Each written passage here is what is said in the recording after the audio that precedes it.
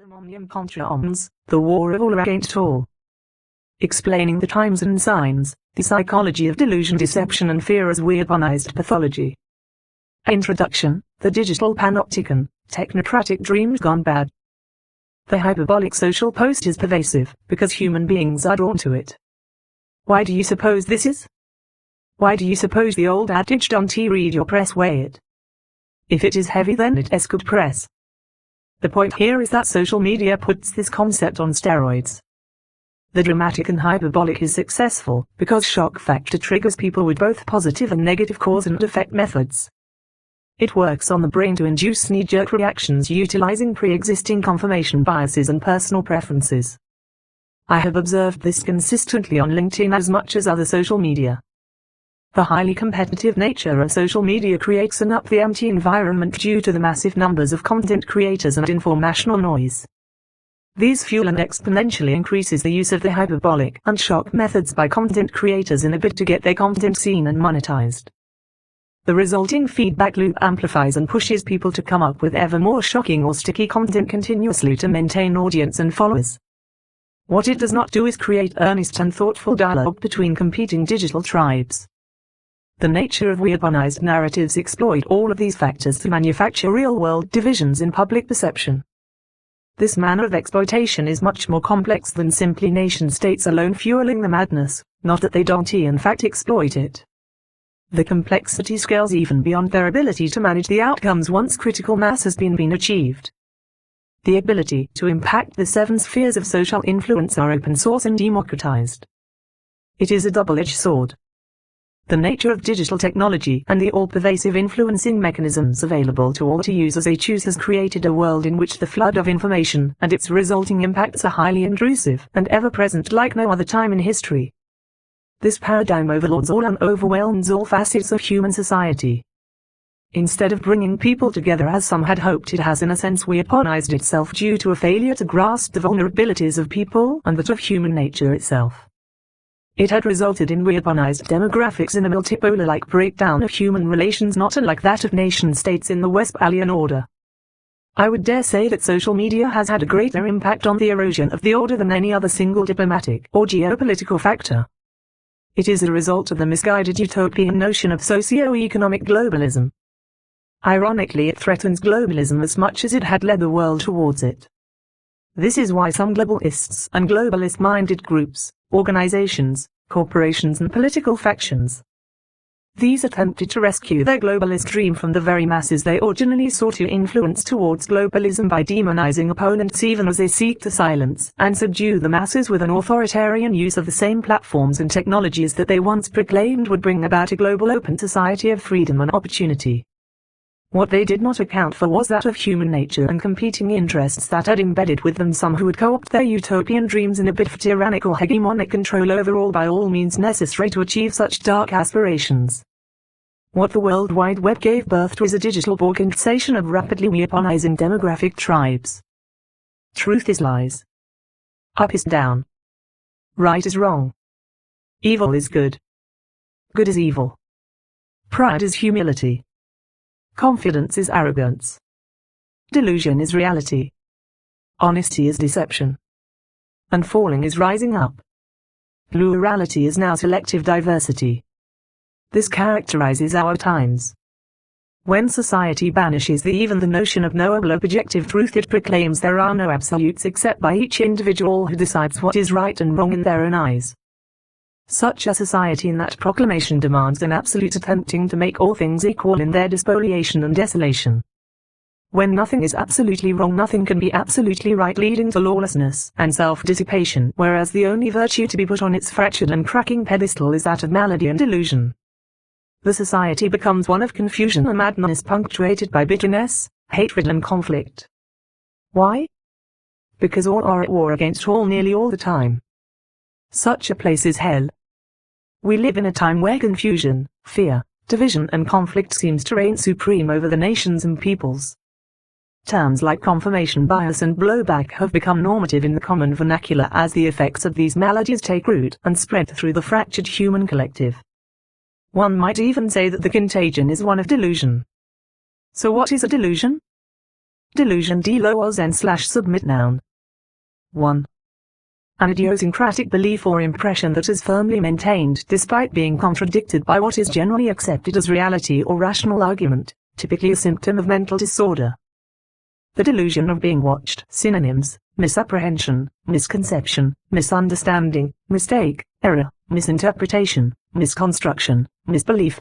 2. The action of deluding someone or the state of being deluded. What a capacity television has for delusion. Synonyms: misapprehension, misconception, misunderstanding, mistake, error, misinterpretation, misconstruction, misbelief. 3. The result of confirmation bias and machinations believed by an individual or group of individuals who are deceived and believe lies despite all evidence to the contrary. The state of many American citizens is one of delusion.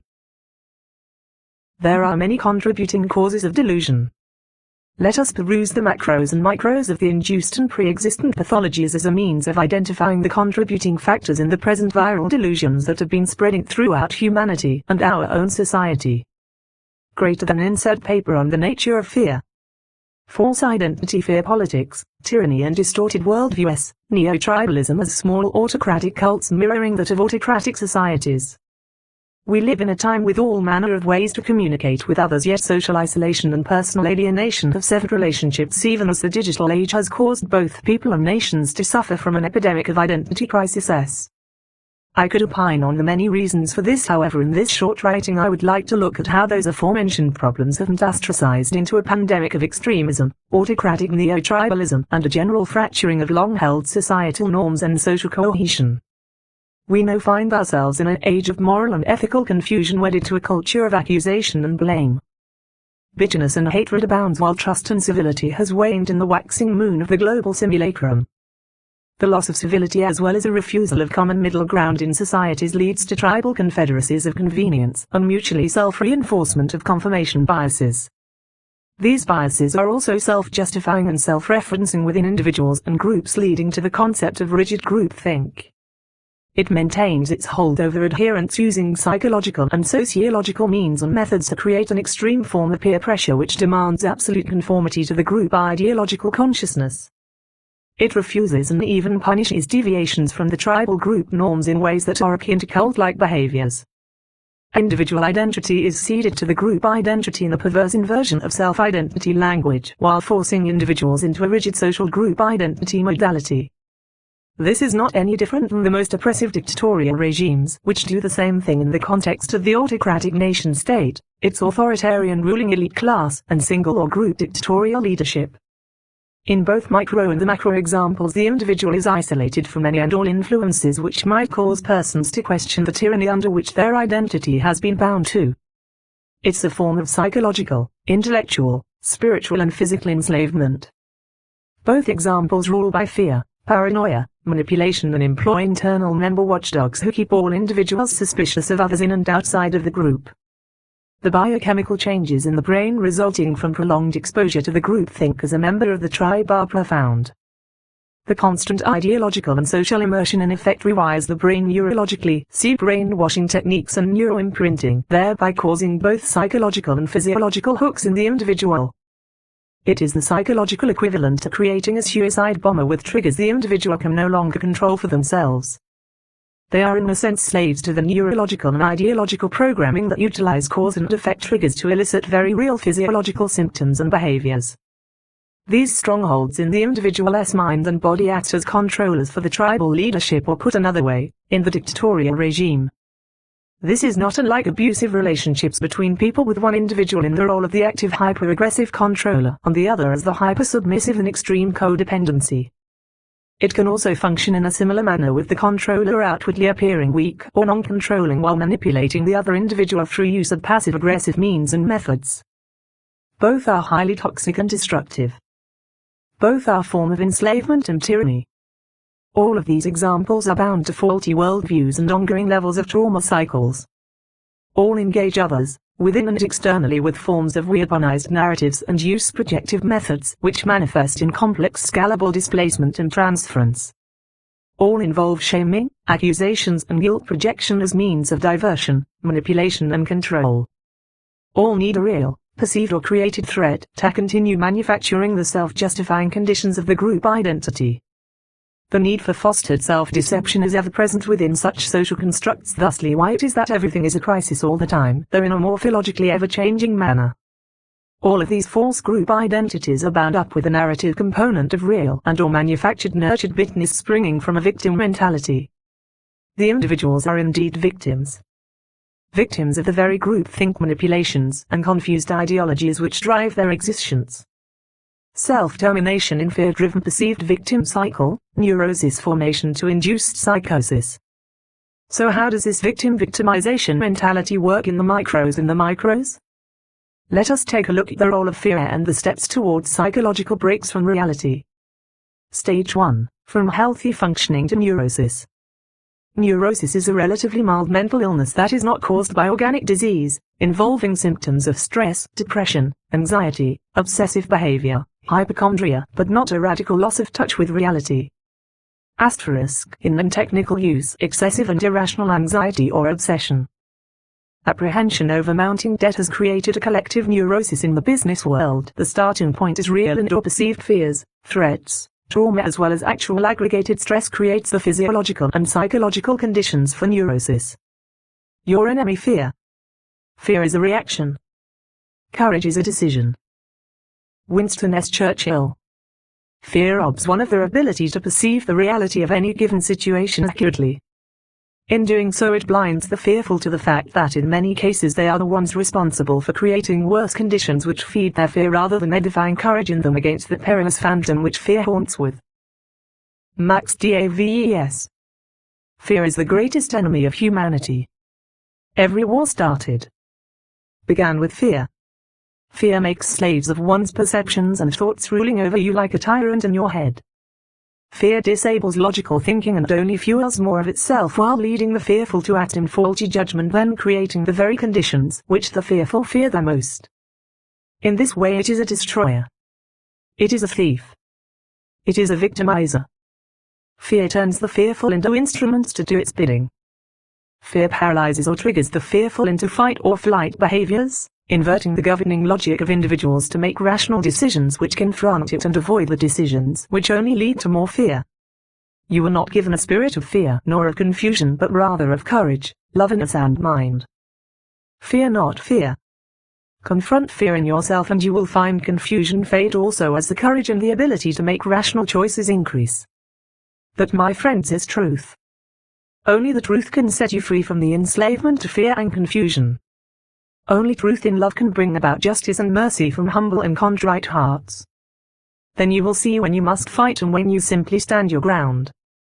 The downward spiral towards personality termination. When one allows fear to rule them, then neurosis is sure to follow, enslaving them to fight or flight cycles which affect their daily lives and relationships with others.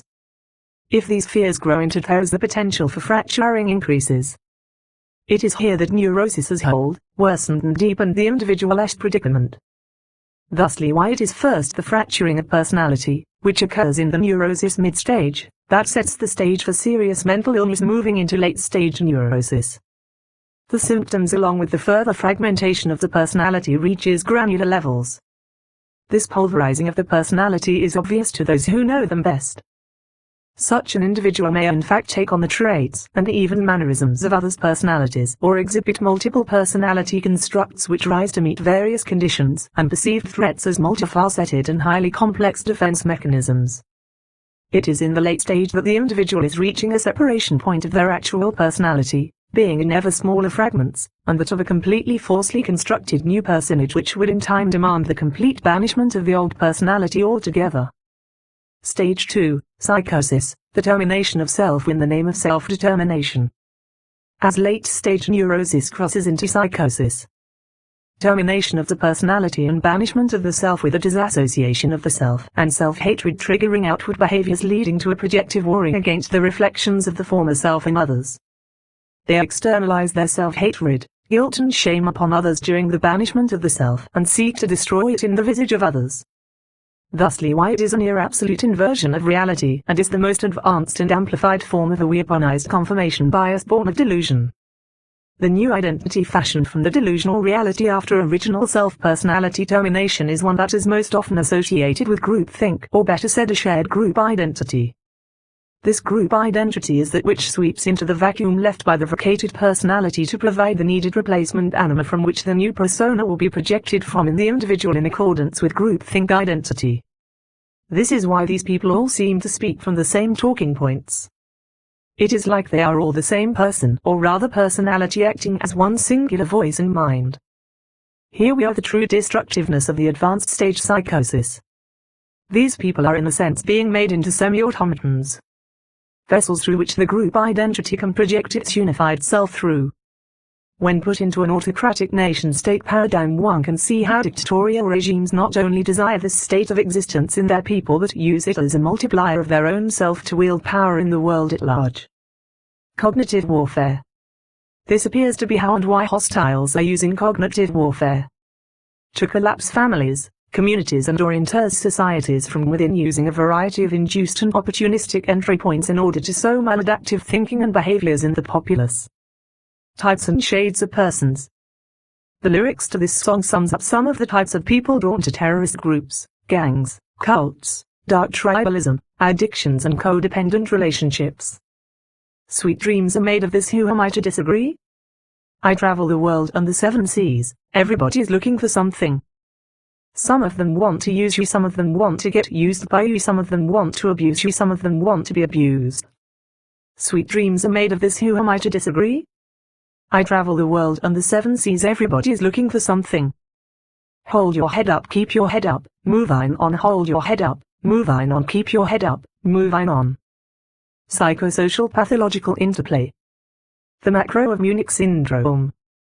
The phrase Munich syndrome was coined to refer to the pathology that the opponent is always Hitler, and it's always Munich 1938. Even in situations in which concessions might have been appropriate, they were hard to implement, as they were labeled appeasement. On the other hand, an appeased opponent getting out of hand, say North Korea getting nukes, can be more disastrous than a non-conciliatory stance, but hindsight is 20/20, as they say. In recent years, appeasement has seen a resurgence as political scientists and even policy wonks have begun debating the usefulness and limits of deterrence. Instead, many have gone back and studied other, far more successful attempts at appeasement, and found it to be a worthwhile policy under certain conditions. Most of these conditions have to do with the nature of the opposing regime, and the motivations for the claims they make. An insecure or frightened state is easily appeased, a paranoid or greedy one not so much. Moreover, a state hell-bent on war for war's sake, such as Nazi Germany, is impossible to appease. In general, it helps to know your opponent and to take your opponent seriously. Hitler had written a book about his intention to wage war on Europe and his belief in social Darwinism. People back then thought nobody can be that crazy. Turns out there are people who are that crazy. Now apply that to our times. The Munich syndrome is the thought that aggression appeased becomes aggression repeated. Basically the flip side of Vietnam/Iraq. Put another way, if someone knows they can push you around, they will push you until you stand up to them. Appeasement is not simply a macro-concept level concept. Appeasement can take place at any level in human experience, including in a corporate or intragovernmental setting as well as the interpersonal. A particularly virulent form of appeasement is seen in codependent relationships like that seen in the drug addict/enabler interplay.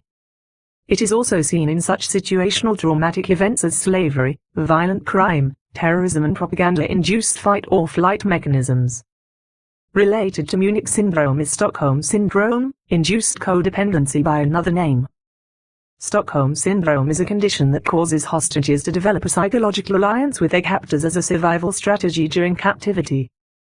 These alliances, resulting from a bond formed between captor and captives during intimate time spent together, are generally considered irrational in light of the danger or risk endured by the victims. The FBI's hostage barricade database system and law enforcement bulletin shows that roughly 8% of victims show evidence of Stockholm syndrome. This term was first used by foreign media in 1973 as eponym when 4 hostages were taken during a bank robbery in Stockholm, Sweden. The hostages defended their captors after being released and would not agree to testify in court against them. Stockholm Syndrome is ostensibly paradoxical, because the sympathetic sentiments captives feel towards their captors are the opposite of the fear and disdain an onlooker may feel towards the captors. There are 4 key components that generally lead to the development of Stockholm Syndrome. 1. A hostage's development of positive feelings towards their captor. 2. No previous hostage-captor relationship. 3. A refusal by hostages to cooperate with police forces and other government authorities. 4. A hostage's belief in the humanity of their captor, for the reason that when a victim holds the same values as the aggressor, they cease to be perceived as a threat.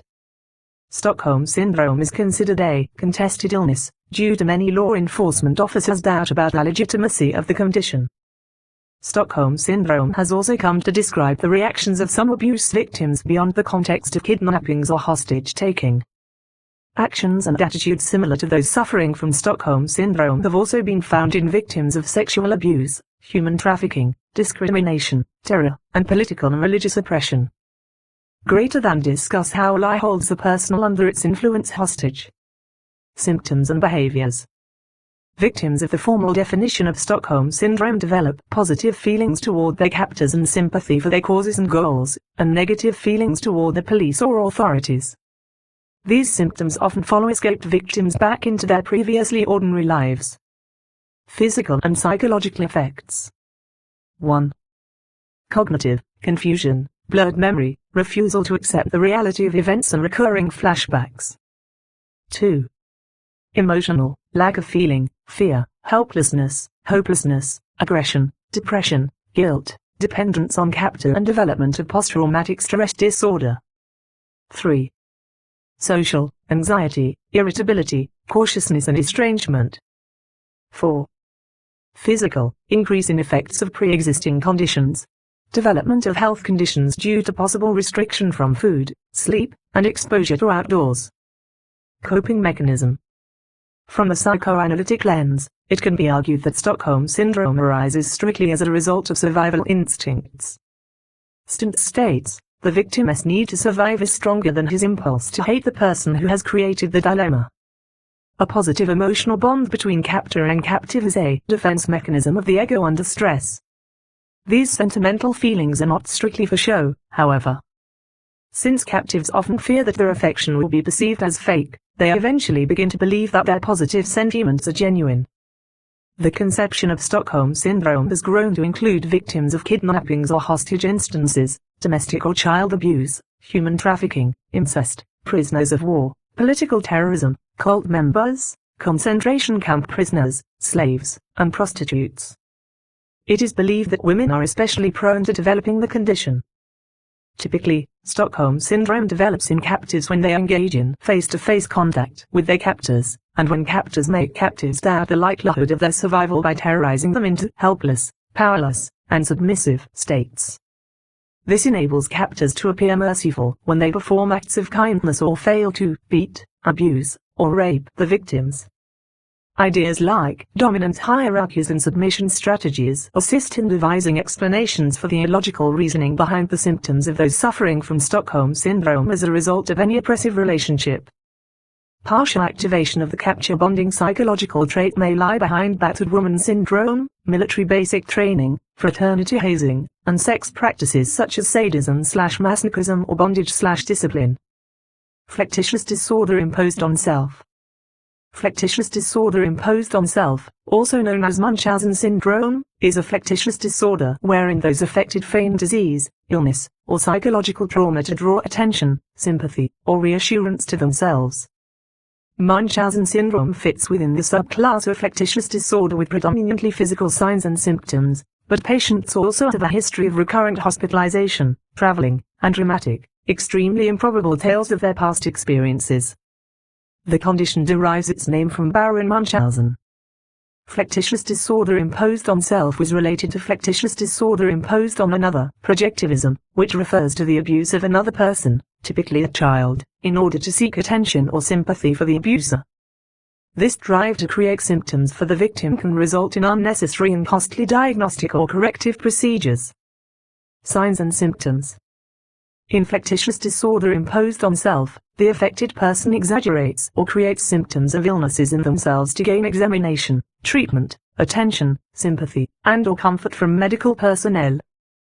In some extreme cases, people suffering from Munchausen syndrome are highly knowledgeable about the practice of medicine and are able to produce symptoms that result in lengthy and costly medical analysis, prolonged hospital stays, and unnecessary operations. The role of patient is a familiar and comforting one, and it fills a psychological need in people with this syndrome. This disorder is distinct from hypochondrosis and other somatoform disorders in that those with the latter do not intentionally produce their somatic symptoms. Flirtatious disorder is distinct from malingering in that people with flirtatious disorder imposed on self don't fabricate symptoms for material gain such as financial compensation, absence from work, or access to drugs. The exact cause of flirtatious disorder is not known, but researchers believe both biological and psychological factors play a role in the development of this disorder. Risk factors for developing flirtatious disorder may include childhood traumas, growing up with parents/caretakers who were emotionally unavailable due to illness or emotional problems, a serious illness as a child, failed aspirations to work in the medical field, personality disorders, and low self-esteem. While there are no reliable statistics regarding the number of people in the United States who suffer from flirtatious disorder, FD is believed to be most common in mothers having the above risk factors. Those with a history of working in healthcare are also at greater risk of developing it. Arrhythmogenic Munchausen syndrome describes individuals who simulate or stimulate cardiac arrhythmias to gain medical attention. See how the projective narrative of such people often involves blame shifting to manipulate others into playing into their narrative. In many cases, passive tactics turn into aggressive accusations that mimic displacement and transference symptomatic profiles. Many false accusations have occurred and destroyed many lives in an advanced state of this pathology in an individual. A similar behavior called flirtatious disorder imposed on another has been documented in the parent or guardian of a child.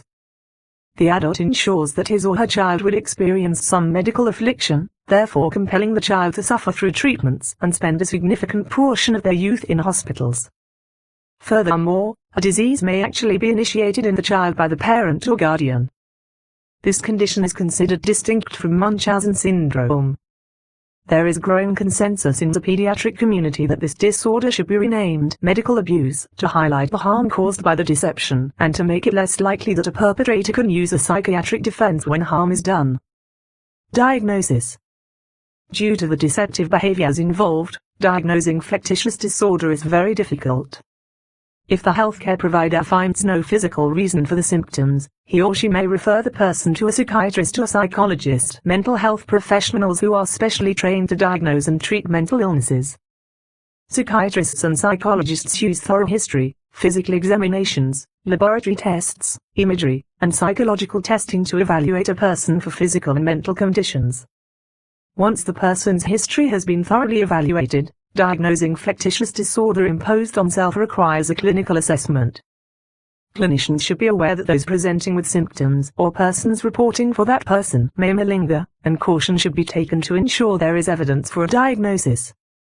Lab tests may be required, including complete blood count (CBC), urine toxicology, drug levels from blood cultures, coagulation tests, assays for thyroid function, or DNA typing. In some cases, CT scan, magnetic resonance imaging, psychological testing, electroencephalography, or electrocardiography may also be employed. For cases of feigned illness not driven by a psychiatric disorder, see malingering. Malingering. Malingering is the fabricating of symptoms of mental or physical disorders for a variety of reasons such as financial compensation, often tied to fraud, avoiding school, work or military service, obtaining drugs, or as a mitigating factor for sentencing in criminal cases. It is not a medical diagnosis. Malingering is typically conceptualized as being distinct from other forms of excessive illness behavior such as somatization disorder and flirtatious disorder, for example, in DSM-5, although not all mental health professionals agree with this formulation. Failure to detect actual cases of malingering imposes an economic burden on healthcare systems, workers' compensation programs, and disability programs, for example, Social Security Disability Insurance, United States and U.S. Department of Veterans Affairs disability benefits. False attribution of malingering often harms genuine patients or claimants. Symptoms. The symptoms most commonly feigned include those associated with mild head injury, fibromyalgia, chronic fatigue syndrome, and chronic pain. Generally, malingerers complain of psychological disorders such as anxiety. Malingering may take the form of dishonest complaints of chronic whiplash pain from automobile accidents. The psychological symptoms experienced by survivors of disaster, post-traumatic stress disorder, are also faked by malingerers. 6. Individuals use a variety of methods to feign symptoms of illness. Some of these include harming oneself, trying to convince medical professionals one has a disease after learning about its details, such as symptoms in medical textbooks, taking drugs that provoke certain symptoms common in some diseases, performing excess exercise to induce muscle strain or other physical types of ailments, and overdosing on drugs. Limitations. In most instances, stating categorically that an individual is malingering requires an explicit admission by that individual. Legally, the term may be considered prejudicial and excluded on that basis. No current research exists regarding the frequency, behavior or detection of successful malingerers. No neuropsychological inventories exist that can be used to conclusively determine if a patient is malingering, or to exclude a determination of malingering. Genuine neurological and psychiatric conditions may return false positives. Testing inventories cannot distinguish between exaggeration and fabrication. Psychological inventories rely on naivety. Criminally, an assessment may lead to punishment enhancement, and medically, to denial of future treatment. The DSM-V criteria faces scrutiny for providing poor guidelines. As such, physicians ultimately rely on their intuition and gut feeling for any assessment, which is subject to prejudice and cognitive dissonance, and which has been shown to be unreliable in synthetic tests. Malingering presumes an exhaustive diagnostic procedure has been performed. Exhaustive diagnostics are neither practical nor economically viable or judged to be in the best interests of the patient's health. Radiological and invasive exploratory procedures can be necessary for an accurate diagnosis, yet pose a health risk to the patient. Radiographic diagnostics expose the patient to radiation, and surgical diagnostic procedures can carry a higher risk of complications and mortality, such as a lumbar puncture, the only reliable diagnostic procedure for diagnosing rare terminal forms of parasitization, which the reports as only being diagnosed post-mortem 75% of the time. A physician invariably faces limitations in the realms of resources, time and liability. Because an assessment, formal or informal, of malingering seizes the medical process, it may seem an attractive option for the physician and help them to cope with cognitive dissonance over their failure to effectively diagnose and treat a patient within constraints.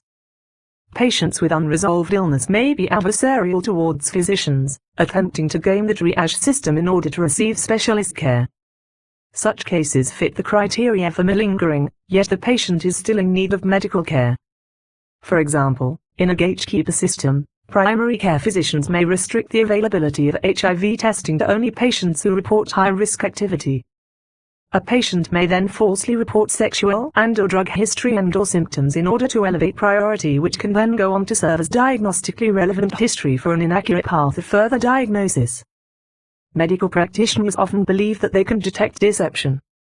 In 2 studies, experienced medical practitioners including psychiatrists failed to perform better than chance when asked to detect lying and simulated patients. In 12 other studies, detection rates of simulated patients ranged between 0 and 25%. It's impossible to detect malingering from a clinical perspective. Medical legal and forensic context. The evaluative context, medical legal and forensic, exerts distorting impact on the tendency of subject to amplify or not the self-reported symptoms.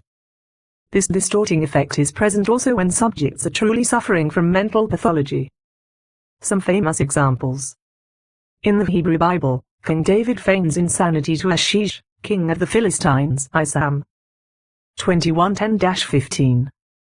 This is by many supposed not to have been feigned, but a real epilepsy or falling sickness, and the Septuagint uses words which strongly indicate this sense.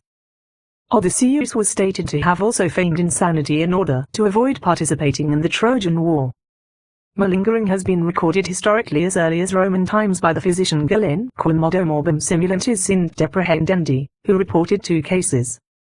One patient simulated colic to avoid a public meeting, while the other feigned an injured knee to avoid accompanying his master on a long journey. Lady Flora Hastings was accused of adultery stemming from court gossip following abdominal pain. Because she refused to be physically examined by a man for reasons of modesty befitting a lady in her position, the physician assumed her to be pregnant. She later died of stomach cancer. General George S. Patton, in what became known as Single The Greek incident, found the soldier in a field hospital but with no wounds, claiming to be suffering from battle fatigue. Upon discovering this and believing that the patient was malingering, Patton flew into a rage, physically assaulted the patient, called him a coward and did not stop until he was physically restrained. The patient was later found to have contracted malaria and to be suffering from dysentery. Antonio DiMaggio described a case study in Descartes' area of his patient, Eliot. He wrote, several professionals had declared that his mental faculties were intact, meaning that at the very best Eliot was lazy, and at the worst a malingerer. As a result, Eliot's disability benefits were withdrawn. Neuropsychological testing revealed a superior intellect. Neuropsychological evaluations thought at that time to be sensitive, such as the Wisconsin card sorting test, did not reveal impairment in function associated with the frontal lobes or brain damage and functional impairment in general. Eliot had previously had surgery to remove a meningioma the size of a small orange. Following his surgery, he had floundered into a series of poor decisions which ultimately resulted in divorce and bankruptcy from a previously enviable position. Few cases are as famous as Harold Garfinkel's study of Agnes Torr's. In the 1950 seconds, Agnes feigned symptoms and lied about almost every aspect of her medical history. Fearing doctors at UCLA would refuse her access to her desired sexual reassignment surgery, Garfinkel concluded that she had avoided every aspect of her case which would have indicated gender dysphoria so as to avoid being treated as an effeminate homosexual and psychiatric patient. She lied that she had not taken hormone therapy, and her examining physicians concluded that it would be impossible for someone so young to have stumbled upon a therapy and instituted it at such a young age so as to produce such brilliant feminizing effects. As such, they concluded that their patient had testicular feminization syndrome, legitimizing in their professional opinion the validity of her request for sexual reassignment surgery. While not evaluating the patient, Garfinkel commented that the complexity of the deception was of such intricate construction intended towards the singular goal of the particular desired medical intervention. Present-day context preview. 1. The redefining of words to fit preconceived notions and personal desires. 2. Safe spaces and triggering. 3. The art of scapegoating, the war on men and women. 4. The sequestry of deception and division. 5. Effects of weaponized narratives, cognitive warfare and propaganda. Section 2 Primer, putting the pathologies into a societal perspective. So what does this all mean? How does this explain what we are all seeing these days in society? Let us dive deeper. Induced behavioral and psychological states of being, such as happens in the interplay between Munich syndrome and Stockholm syndrome. It is a progressive indoctrination, wearing down and enslavement process meant to force compliance to domination systems. The communist approach infiltrated all 7 spheres of social influence, and then over time weaponized their interactions over each social sphere to induce such malady and force compliance in a methodical manner which seeded and then leveraged their tactical influence operations from key positions within each of the social spheres. This then provided the psychosocial prepping of the broader battlefield to increase the effectual amplitude upon the targeted nation-state and its peoples, allowing for convergence of the micro and macro tactical seeding to be activated by both external and internal triggering mechanisms. When sufficient chaos and confusion had been brought to critical mass across the 7 spheres, more blatant active measures were dialed up to destabilize, disrupt and then take control of the nation-state. As I always say, as it is for people, so too it is for nations. Thusly, the entry points for such strategic intents all start with seeding of the 7 spheres. Study Guide 1. See the binary simulacrum on the macro and micro effects of weaponized narratives. 2. See the societal effects of postmodern thought on the concept of objective truth, on the viral pathology of hypersubjectivism and the post-truth post-logic mentality. 3. See language gameplay as a means of deception and use in weaponized narratives. Diversity versus university. 4. See confirmation bias, feedback and blowback loops. 5. See induced balkanized effect and tribalism. 6. See the induced rain drenchment of the pathology of a multipolar world order 7. The weaponization of the 7 spheres of influence. Section 2 Part 1. The enemy at the gates. The intents, methods and effects of weaponized narratives in hybrid warfare. Introduction. How seeds of destruction were sown in America. Former KGB agent Yuri Bezmenov explains the stages the new normal, refined and updated with contextual missing points he missed. You'll never get a clue what's being done to, and within, this country from the complicit mainstream media. But a KGB expert who defected to the good guys was explaining it for us back in the 80 seconds Yuri Bezmenov tried to warn us. 1. Add to this digital media services including entertainment platforms like Hulu and Netflix. 2. Add to this internet sources including false news sites and social media platforms. Use of social media and weaponized narratives. 3. Add to this the targeting of schools of journalism. Stage 1. Demoralization, elimination of American exceptionalism, fundamental change of national identity, structural deconstruction of foundational principles, elimination of religion. Embedding a new societal design upon the psyche of generations through ideological academia.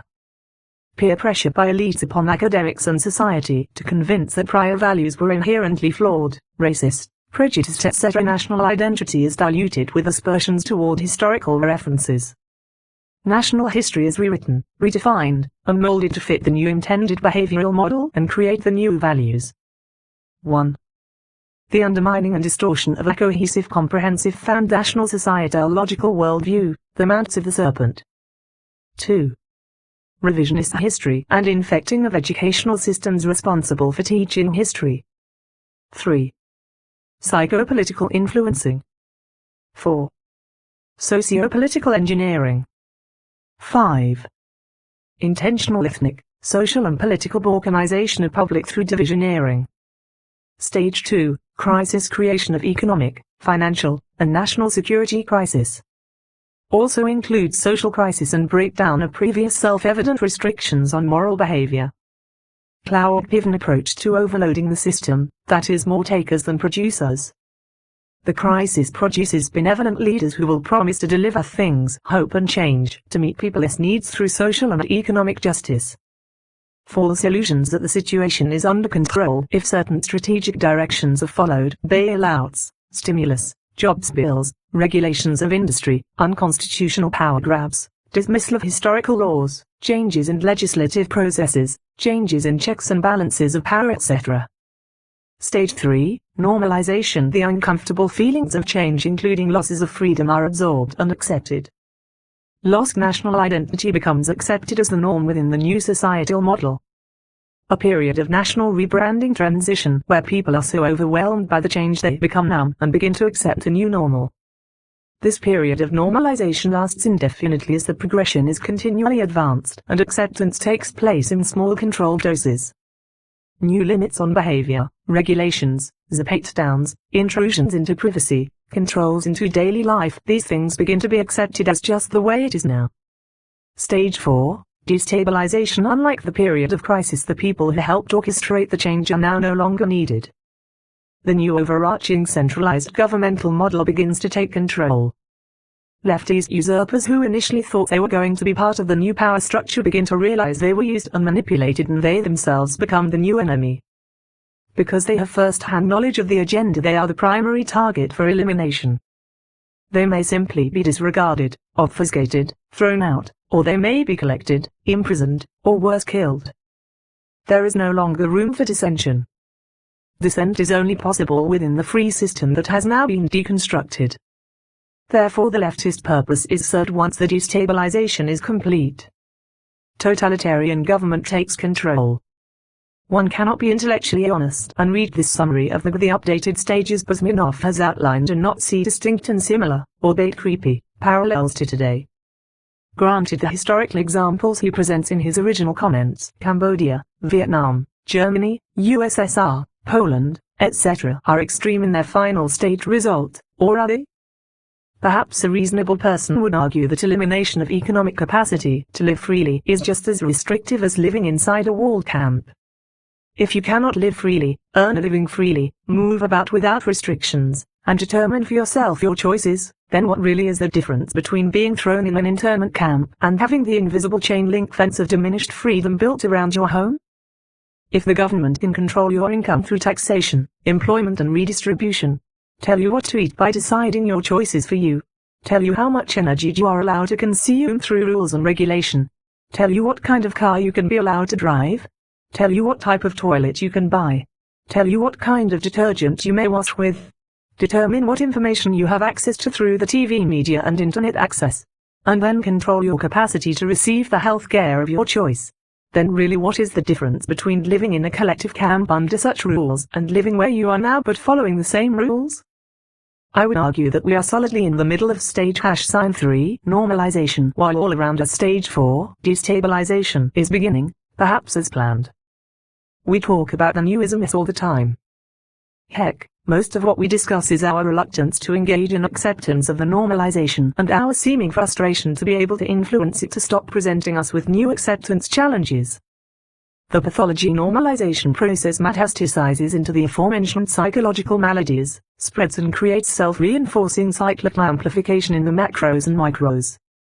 Let us look at how this occurs. Greater than induced economic warfare against scapegoated individuals, group or groups. Nations and systems. Greater than institution of the total domination state system. Line of symbols. Nation-state examples explained. Line of symbols. The thou of the autocratic weaponized self-referencing justification cycle. Here is how the playbook works our enemies use against us, our people and their own. This is how their machination flow. They built a false national mythology which scapegoats other nations and people groups. They then fashion a two-pronged weaponized narrative strategy with one side focused outwardly at the enemies of their people and the other side focused on propagandizing their own citizens to gain power and support over them. All the while these machinacious leaders are enriching themselves at the expense of their own citizens and creating a climate of conflict with other nations. Hear how their deceptions work. Using their national mythos as their self-justifier, these same governments project and provoke predictable responses from their enemies who react to the provocation. This manufactures the false light appearance that their national mythological narrative is indeed true. Then they use the reaction to provocation to spin a series of weaponized narratives accusing that nation of being aggressive and oppressive, when in reality they themselves are. They then use the narrative to justify their preplanned actions to their own people and to the broader community of nations at large to achieve strategic and tactical advantages. And so the cycle of dysfunction and deception begins. This predictably elicits yet another response from the targeted nation. Then they use those reactions to self-validate their narratives to their people. They know the provoked nation has to respond to their actions, because we cannot allow them to blackmail or extort our nation or that of our allies. They then use the response as a manufactured self-validator for their own use to deceive and motivate their own people and their deceived supporters around the world to take up their cause. They then escalate and repeat the cycle and fueling it with greater and greater intrigues and increasing propaganda. This strategy is one of manufactured consent domestically and manufactured dissension between nations. It is essentially Machiavellian statecraft. Some might even say geopolitical witchcraft. I simply refer to it as the binary simulacrum. The dialectic of tyranny always follows the same malicious code-like protocols. The weaponized narrative is the autocrat's key tool in manufacturing consent and deceiving their foes. However, it is a double-edged sword. The pathos and effects of hybrid warfare, the micros. We as a nation and most of the world have been engaged in a long war on terror. Such a strangely appropriate name for it. For it is true the greatest battle for every human being in our times is the personal and collective war against our own fears. The effects of prolonged stresses or perceived threats, whether real or imagined, can induce cognitive impairment via negative biochemical neuroimprinting. This neuroimprinting has a degrading effect on cognitive abilities and can create induced psychological pathologies. It also has a perception distortion effect that is fed both by internal perceptions and external stimuli. Due to degraded stress tolerances, the individual is essentially in a near-constant fight or flight modality which is manifested in externalized locked-like control maladies. Such individuals engage in unconscious behavior patterns fueled by their distorted perceptions. Those perceptions manufacture conditions that reinforce those very same perceptions, creating a self-referencing pathological feedback loop, worsening their condition, which their conscious mind, being co-opted by the neuroimprints, has blinded them to. Their subconscious projects outward through their conscious mind into the external world and onto people, places of things that act as a kind of movie screen on which their inverted and distorted perceptions, thoughts and emotional responses are displaced and or transferred to. This of course manufactures an adversarial reaction from others. The self-fulfilling prophetic nature and self-referential validator of the cause and effect relationship between perception and behavior is part of this feedback loop. Much like a computer stuck in the process locking the OS into a loop, the neuroimprint in the affected individual does a similar thing, which its malicious code is exposed by something which exposes its vulnerabilities. The result is a system overload in thinking, which triggers a fight and or flight response. In an advanced pathological state, the individual's thoughts and perceptions are so co-opted and degraded that their reactions have become second nature. Their reactions are biochemically and psychologically involuntary rather than voluntary, due to the rewriting of their cognitive programming informing their body and their minds from their perceptions. We see this same mechanism in secular movements and religious cults. As it is for individuals, so too it is with the nation-states, the macros. Chinese, Iranian and North Korean regimes are macro examples of this playing out on the secular nation-state scale. Emotional and behavioral responses are programmed through total immersion in a propaganda-based brainwashing modality, constituent reinforcing via the 7 spheres of influence, as well as a constant environment of fear and terror, utilizing cyclical manufactured external threat scenarios which reinforce the false domestic narratives. The nation-state makes their narrative appear real when in fact they are creating the very conditions for external threats to exist and eventually materialize as a legitimate threat to the regime. These machinations are widely implemented in every autocratic regime. The regime projects what it is upon its perceived threats on one hand, while using its external threats to other nations as a self-referential and self-justifying mechanism with which to keep the oppressed population controlled and obedient to the wishes of the dictatorial leadership. It is a very clever and diabolical strategy meant to allow the dictatorship to pretend to be the oppressed and threatened while it continues to threaten and oppress. It creates confusion and chaos in other nations by exploiting level 0 and level 1 perceivers to gain codependent-like apologists within the nations of potential threats. It does this to great effect. In World War II, Hitler's regime used similar strategic and tactical machinations to elicit appeasement from other world leaders at the time. All the while Germany was building up its military and gaining territory throughout Europe. Here in America, we had decreased the size and strength of our military after the First World War, was in the Great Depression, dealing with widespread domestic social problems, needed to train a new crop of soldiers, and faced a substantial collective national effort to transition our infrastructure back into one on a war footing. Sound familiar? Systematic financial problems, social unrest, degraded military readiness while the global threatscape was increasing? It should. Now shrink that paradigm down to our society and consider how these same things play out in the micros in a very similar way, mimicking the macros. Some individuals adopt the same means and methods using their own weaponized narrative strategies which they deploy within their own spheres of influence to gain the advantage over their perceived enemies and threats. This creates the self-referential amplifying feedback loop, resulting in eventual cyclical blowbacks, which these delusional individuals see as validation of their distorted perceptions, fueling their continuance of it through escalation. The dialectic of the weaponized narrative, how it works. The paradox for many who have to fight against the weaponized narratives of tyrants and their regimes, is seen how the narrative seems to always be one step ahead of them, constantly shape-shifting. It is a very complex mixture of information, both factual and fictitious, mixed and used in a projective form. For instance, ignoring domestic news by one nation to divert public attention away from the domestic situation. The most obvious example is that of North Korea, who ruled completely by weaponized narratives to create the appearance of reality through lifelong indoctrination of their people into a manufactured national myth.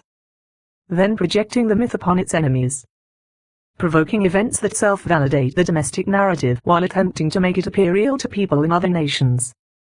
They reinforce their national myth by seeding other nations covertly with organizations, media and propaganda which appear to be legitimate on the surface at first glance. They go to great lengths to convince those who might become useful idiots to their whitewashed cause. They target the pharmacologically poisoned, the naive, the ignorant, the uninformed, gullible, the disenfranchised, the poor and exploitable ethnic, ideologically based groups, the secular and religiously minded people. All they do is intended to serve the manufactured national mythological narrative. To the world they present a beneficent image of good works, peaceful happy people and magnificent public facilities and events. Citizens become more like actors on a stage programmed with the same narrative like robots. The forced homogeneity of the society is all designed for constant self-reinforcement, self-justification and self-referential confirmation bias that revolves around the central narratives of the ruling elite's overarching mythos. The populace is kept in a constant state of fear and anxiety from cradle to grave, never knowing if the enemies of the nation will destroy them or their own leadership will suspect them of not living up to the draconian expectations, rules and regulations which are ever present in all spheres of their lives. This is the nature of the cultish national myth. The entire populace is forced to live in the shallows of cause and effect triggered behaviors, thoughts, deeds and emotions. The autocratic society projects what it truly is upon any and all people, places and things which it deems a potential threat to its national mythos. Being oppressive, imperialistic, morally degenerate, unjust and dangerously violent, nations like North Korea have to continuously accuse other nations of the very things it really is to fuel domestic lie and provoke cyclical responses from the enemies of the state in order to keep their people in a constant mentality of fear and terror. The war for justice motif drives their narrative and achieves three main objectives. 1. Allows the people to detach, displace and transfer their suffering and resulting rage onto the enemy. The cyclical pressure release is necessary for the DPRK's citizens to have an outlet for their fear and hatred to not be turned en masse against the regime. 2. Allows the regime to cast fear and terror at the surrounding nations. 3. Allows the regime to use the cycle to demand and obtain something from enemies to placate them for that moment in time. The appeasement cycle allows the charade to continue. Such societies have more in common with a mammoth movie set than the actual reality of the nation. Exposing and defeating the false national mythos of the DPRK's weaponized narrative, an example. I think we know why the autocrats and autocratically minded people and organizations deploy such tactics. It is effective. Their worldview is inherently relativistic.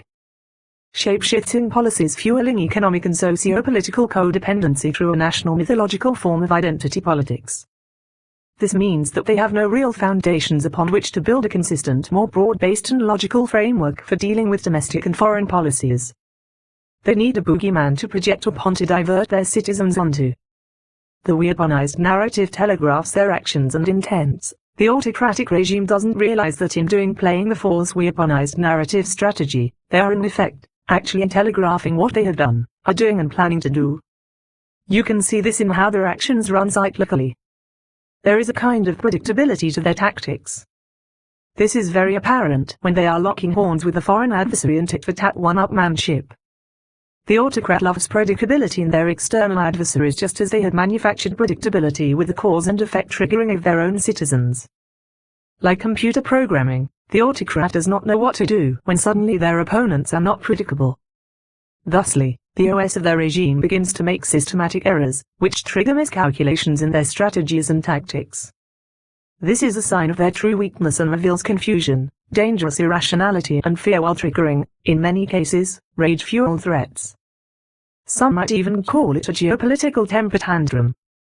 This is precisely what has to be rooted up and exposed to the world. The autocratic regime can be very dangerous during that tantrum the longer they are appeased by their adversaries. They see this as weakness and threats as a means to an end rather than something which might actually cause them great harm. Just like an unruly child who is never disciplined but always rewarded for bad behavior grows into a selfish spoiled adult who feels entitled to get his or her way whenever they demand it, so too it is with autocratic regimes. The thou of the autocrat counts on others capitulating to their wishes outside their nation just as their programmed, oppressed and brainwashed minions do domestically. The domestic bubbledom of Dai's reality feeds the autocratic delusion which eventually they begin to increase in project outwardly beyond their own national boundaries onto others. This never ends well. When they don't get their way in the community of nations they increasingly threaten their neighbors and become accusatorial and slanderous of them. When appeasement does not follow, the regime will escalate until they get their way or they get struck back with measured punitive blow. This either gives them pause for a reality check or it emboldens them, in their terminal state, to escalate until they are destroyed or removed from with by their own people. Their accusations and blame strategy exposes them. It also tells you what they are doing themselves. And it telegraphs what they will do. Political expediency and self-justifying machinations are designed to cover their activities and goals with engineered fig leaves meant to confuse and divide or control. They are inherently paranoid due to this. That fear causes their ability to think logically to degrade into delusion. As the process progresses, just like malicious code co-opts all the processes of a computer network and corrupts the data, so it is in the minds of those in the grips of inherently flawed perspectives on geopolitical matters. Hence they force their subjective reasoning increasingly upon all who do not drink their Kool-Aid. This is precisely what the Hermit Kingdom does and has done since its founding. North Korea has been allowed to continue in this dangerous addiction cycle of entitlement and its entropic dysfunction precisely because of inherently codependent containment policies which appease the autocratic regime even as it has grown ever dangerous. China and Iran use a much more highly advanced, nuanced and refined version of this same methodology, leveraging the victim narrative on one hand while balancing it out with redirecting the rage and fear to strawman external threats whom they project on in a highly evolved form of aggregated macro displacement, transference and accusation. In short, it is an information mixture use of false light in a very calculated weaponized narrative strategy. Present reality from past is reality, a proper diagnosis. What you are now seeing is what happens when portions of the public and private leadership as well as the population at large, deny objective truth in favor of the pathos of dogmatic subjectivism. Having done so, the society devolves into warring factions bent upon destroying each other, seeing any other point of view as hostile and perceived as threats to be eradicated. What manifests is accusations and conflict. Subjectivism always breaks down to such intellectual, moral and ethical confusion. It always finds each faction demanding their version of subjective justice while blinded to the fact that their justice is actually unjust, because it is born out of the relativizing corruption of pride and polluted perception. For no justice can be rendered without objective truth reigning supreme above all subjective points of view. Hence in demanding justice they commit injustices, and in committing injustices only worsen their predicament. This creates a destructive feedback loop whose gravity well exerts pulls on all people towards the opposing polarities. Its roots are in pride and fear. Thusly, to maintain their resolute pride they fuel their own fears with cyclical provocation feedback loops which vacillate between victimizer and victim. The co-opted person exhibits a self-adherence to induce negative archetypal projections of their fears on their perceived opposition. The oppositional polarity serves the function as the binary manufactured validator fueling the self-referential oppositional paradigm. See Induced Munich Syndrome and Stockholm Syndrome. 1. Provocation 2. Reaction 3. Provocation equals manufacturing delusion reinforced by a growing self-validating and self-referential cycle leading to 4. Self-justifying entitlement and subsequent demands equals seeks power to force compliance to those demands leading to 5. Divisions and conflicts whose potentials increase exponentially. Paradox of the binary feedback loop. As violence and unrest increases, the powers use the civil authorities to overreact and add to the problem or not react at all, allowing lawlessness in the nation-states to increase. We see a systematic global collapse of law and order because of this. Nations plot against one another. Leaders plot against one another and devise elaborate machinations to take more power to themselves and retain it over the people. Corruption and vice grows unabated and the people grow restless and turbulent. When the fundamental world views of a nation fragment from a basis in truth and respect for others, or the various components of that nation quickly corrodes and degenerates. The result is what we are seeing today in not only the press and politics, but in nearly every area of public and private life. This has a definitive impact on their society's ability to address major issues facing it that are for the good of its citizenry. Likewise, all parties suffer because of this, and confusion, division and chaos further ensue. A darkness falls on that society which blinds both leaders and followers to the peril they are truly in, creating a systematic fear and a resulting societal breakdown. This is our enemy's goal.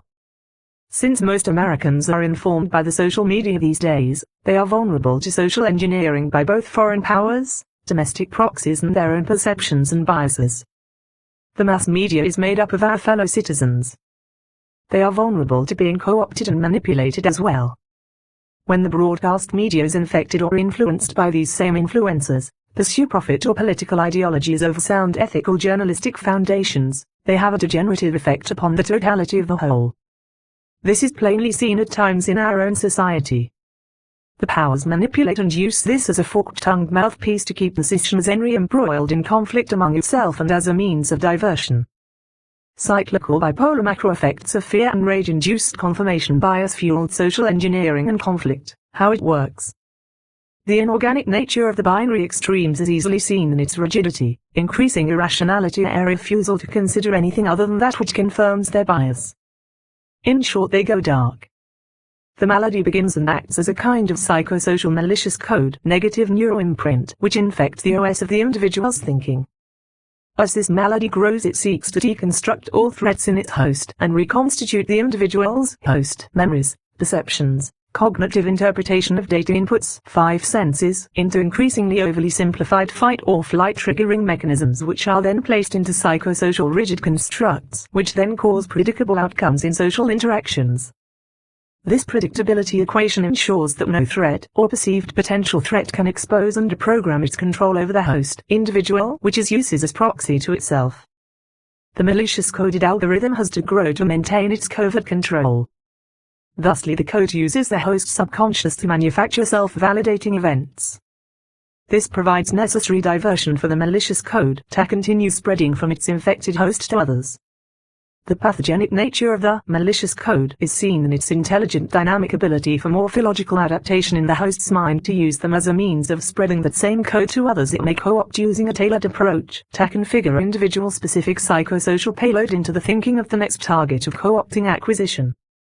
It, the malicious code, finds vulnerabilities resident in the targeted individual and reconfigures itself deceptively to gain entry into the individual via their psychosocial vulnerabilities. As the pathogen spreads, the co-opted individuals are used as a collective human shield and as proxy ideological soldiers, with which to wage war against an ever-expanding perceived threatscape which it has in fact self-manufactured.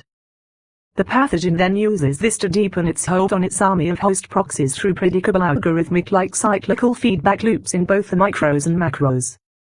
See Worldview side note on pharmaco-induced triadic physiological, psychological and spiritual strongholds in the flesh. Below is the simplified algorithmic flow of the psychosocial malicious code-triggered feedback loop. Individual historical event memories. Deconstruction phase leads to constructs out of context mixture into a micromythos, past event micronarrative, and a macromythos, present day narrative, leads to micro and macro weaponized narrative formed and deployed via 7 spheres of influence. Infiltration phase leads to weaponized narrative seeding and nurturing of its growth in micros and macros, leads to same processes done in what will become the oppositional polarity, leads to confusion, leads to fear, leads to division, leads to stress tolerances decrease, leads to resulting in negative neuroimprinting, leads to perception distortion, leads to degraded critical thinking, leads to increased reactive behavior triggering potentials, leads to fight or flight modality, leads to increased conflict potential, leads to event trigger, leads to predisposed cognitive event trigger conflict episode, leads to self-referential validation of initial distorted perceptions and thoughts, leads to creates increasing cognitive feedback loop severity, leads to deepens interrelational social divisions, leads to triggers accusation and attack preemptive behavior, leads to creates response from target, leads to target then response to attacker, leads to attacker see response as validation of distorted perceptions, leads to escalation, leads to cycle repeats as a macro downward spiral feedback loop, leads to increasing intensity and severity of cognitive dissonance, leads to increasing intensity and severity of behaviors and events, leads to escalating blowback effect with triggered responses in mirrored cyclical pattern in perceived enemy or threat, leads to entire feedback continues until destruction and intervention mitigates. The pathology of the binary simulacrum. Neither side cannot maintain its delusion without creating conditions for self-referential validation. Thusly they accuse, slander and provoke a scapegoat, the other side, until the targeted scapegoat responds in blowback on the initial side, thereby unintentionally validating the initiator's distorted perceptions, allowing them to self-justify their original actions against the scapegoat in a self-referential internal false narrative. Manufactured blowback from the extremes. Starts on one side of the extreme of the polarity, leads to eventually triggers a dual cyclical downward spiral in the binary. Both sides of the binary engage in this. Both sides play the victim as they accuse, slander, dehumanize and victimize one another. Both sides provoke one another. They see the separation of powers and the necessary checks and balances mechanism in the nation as an obstacle which they seek to dismantle or defend. The result is lawlessness, unbridled corruption, suffering and destruction. Micro-macro inversion and triggering, how the illusionaries use the false magic of using false contesting of specific events as diversion to create the illusion of appearances and cover their actual intent and actions. While Americans are arguing and fighting one another, the diversion created emboldens those who are the enemies of all people, including the very ones being pitted against one another from the extremes. It is a classic tactic in waging proxy-driven hybrid warfare. It weakens the opponent by using them against themselves while taking advantage of the chaos to achieve tactical and strategic objectives elsewhere. When chaos is emergent, they use injected amplifying event manufacturing through weaponized informational active measures. It is patterned and algorithmic in nature when seen in the broader context of the psychosocial, geopolitical and economic reality. The event-specific myopatheater focusing on the micros like a magician directs the attention of the audience into a narrow band, knowing that they are trying to figure out the trick. The magician uses it to actually trick them. So in looking for the trick, the audience is actually being tricked by a magician who both counts on them to do so and so has diverted them in such a way as to deceive them using their own logic and perceptions against them to create the illusion, which then shocks the audience. Likewise, a malicious code does a similar thing in the micros, individuals, and macros, the nation-state, using diversion tactics, event triggering and confirmation bias to deceive both people and nations. As it is for people, so it is for nations, the entropy of the lie. Our foes are extremely clever. They are extremely adaptive and appear to always be one step ahead. But this too is but smoke and mirrors meant to demoralize and wear down. Knowing that people are en masse easily manipulated due to short attention spans, the fast pace of the high-tech world, basic day-to-day responsibilities and realities, the magicians of national and geopolitical illusion are able to socially engineer cause and effect triggering by hyper-focusing the public on specific news cycle events which act upon the divided collective consciousness of the nation as a means of diversion, furthering the malicious code's macro-level to micro-deceptions. This takes on a life of its own as the feedback loops of the binary become mutually self-perpetuating with little active measures involved but to occasionally add additional fuel to the flame through increasing the propaganda flow to one or both sides of the extreme binary, which in fact are working in concert together from the extreme polarities to create the binary oppositional algorithmic downward spiral attempting to bring all people towards their destruction as the nation atrophies and fractures to a point of terminal effect. Meanwhile, the nation's enemies use this to achieve their strategic and tactical goals, chief among these being the managed degrading of the nation to stand against them even as the nation is devoured and diminished exponentially in power and influence globally, allowing for power, wealth and influence to be siphoned off to the very ones who intend on replacing them for machinacious and corrupt reasons. It is an inherently beast-like paradigm here. The strategy is a form of unrestricted warfare waged in secret until the targeted peoples, tribes and nations are subdued and subjugated to their enemies as slaves. The illusionaries even use their own plans and intents in a weaponized projective tactical as part of their weaponized narrative planted in the targeted country in a kind of macro-level displacement, transference and projective mechanism. In this way they are in fact telegraphing what they have been doing, are presently doing and planning to do, hidden in plain sight or baked in a clever projected inversion. Thusly you can see how the enemies of the out nation are in fact fully co-opted by the same malicious coding in its advanced state and goal. Tyranny in various autocratic constructs. The most obvious nation-state example of this is seen in the North Korean regime and in dictatorial soft power autocratic regimes like Russia and China. They utilize the soft power approach only until such time as they have gained a critical mass of power, wealth and control. In doing so they have blinded themselves to their own vulnerabilities, which fuels their own fear from the position of their pride, which always precedes their fall by nature of their own decisions, which exposes them and manufactures their eventual self-destruction.